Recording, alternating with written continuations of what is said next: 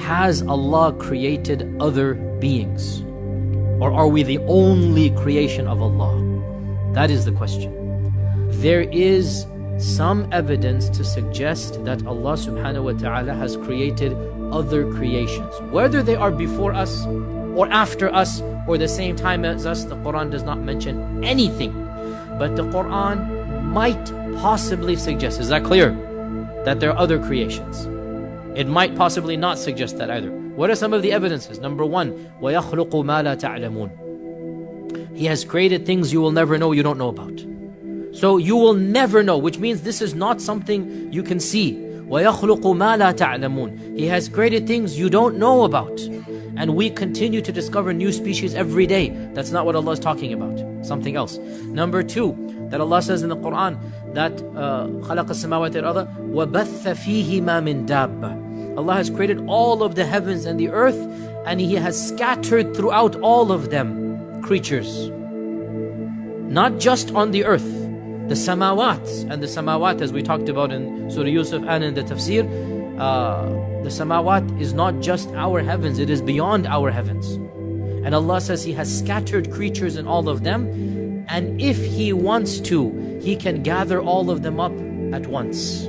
or He can gather the two of them together. Now you can understand this verse to mean the Day of Judgment, which is the majority interpretation, or you can understand it to mean Allah has created all different creatures, and if He wanted to, He could cause them to meet.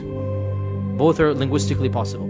Surah Isra, where Allah subhanahu wa ta'ala says, وَلَقَدْ كَرَّمْنَا بَنِي آدَمَ وَحَمَلْنَاهُمْ فِي الْبَرِّ وَالْبَحْرِ وَرَزَقْنَاهُمْ مِنَ الطَّيِّبَاتِ وَفَضَّلْنَاهُمْ عَلَى كَثِيرٍ مِّمَّنْ خَلَقْنَا تَفْضِيلًا. We have honored the children of Adam, and we have carried them in the land and in the seas, in our times we add in the airs, and we have given them many things, and we have preferred them, humans, over many other things that we have created.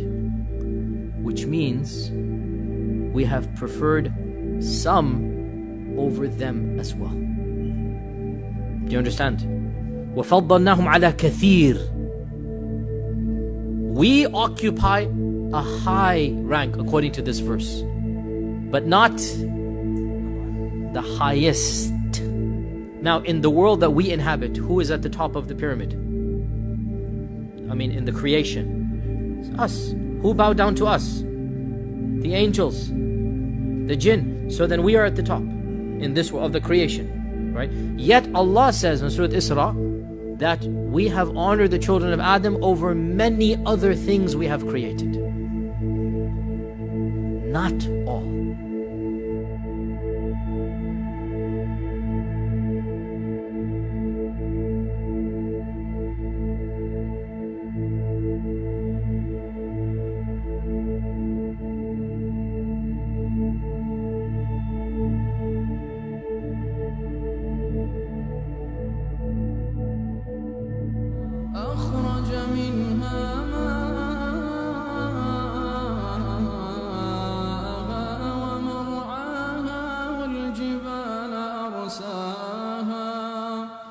والجبال أرساها متاعا